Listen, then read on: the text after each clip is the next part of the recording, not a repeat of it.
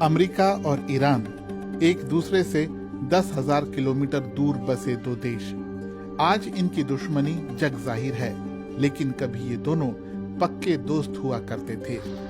ये कहानी शुरू होती है 20वीं सदी के शुरुआती दशकों से, जब मध्य पूर्व समेत ईरान में तेल के भंडार मिले।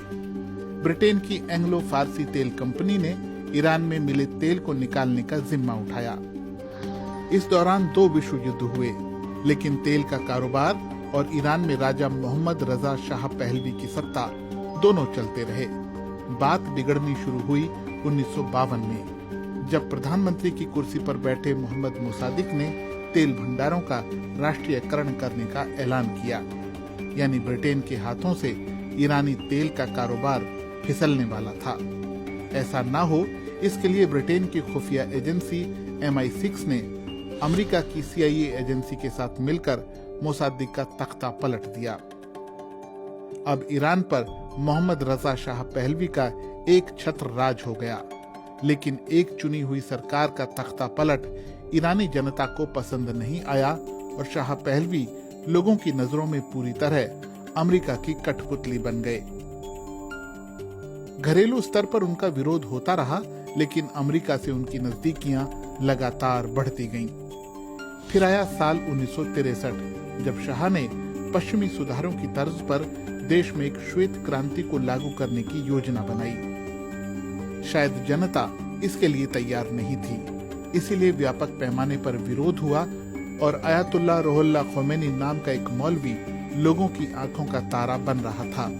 हालात बिगड़ते देख शाह ने खोमेनी को देश से ही निकाल दिया। 1973 में जब अंतर्राष्ट्रीय बाजार में कच्चे तेल की कीमतों में भारी कमी हुई, तो ईरान की अर्थव्यवस्था और शाह के श्वेत क्रांति के ख्वाब चरमरा गए।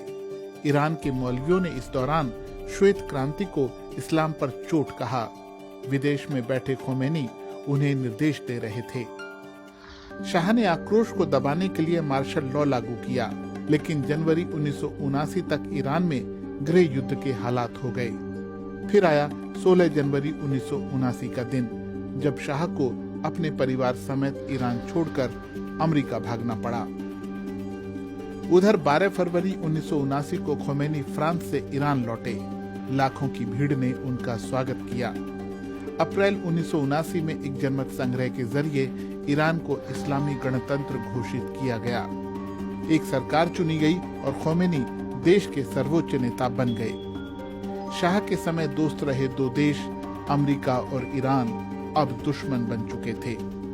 नवंबर 1979 में तेहरान में ईरानी छात्रों के एक समूह ने अमेरिकी दूतावास में 52 अमेरिकी नागरिकों को बंधक बना लिया था और साल भर से भी ज्यादा समय तक उन्हें बंधक बनाए रखा। 1980 में सद्दाम हुसैन की सत्ता वाले इराक ने इस्लामिक क्रांति के डर से ईरान पर हमला कर दिया। अमेरिका, ब्रिटेन और रूस ने इस लड़ाई में इराक का साथ दिया।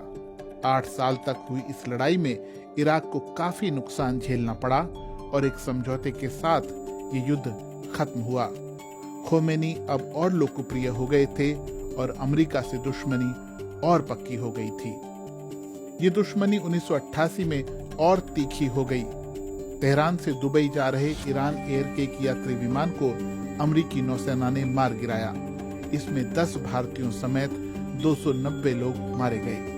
अमेरिका ने कहा कि लड़ाकू विमान समझकर उसने विमान को मार गिराया, लेकिन इस गलती के लिए उसने कभी माफी नहीं मांगी। इराक ईरान युद्ध के बाद ईरान का अगला फोकस परमाणु बम बनाने पर हो गया। इससे मध्य पूर्व में अमेरिकी हितों को सीधी चुनौती मिलने लगी। सुरक्षा परिषद के 5 स्थायी सदस्यों और जर्मनी के साथ दशकों की वार्ता के बाद 2015 में ईरानी परमाणु कार्यक्रम पर समझौता हुआ, लेकिन डोनाल्ड ट्रंप ने अमेरिका का राष्ट्रपति बनते ही उसे कूड़े के डिब्बे में फेंक दिया।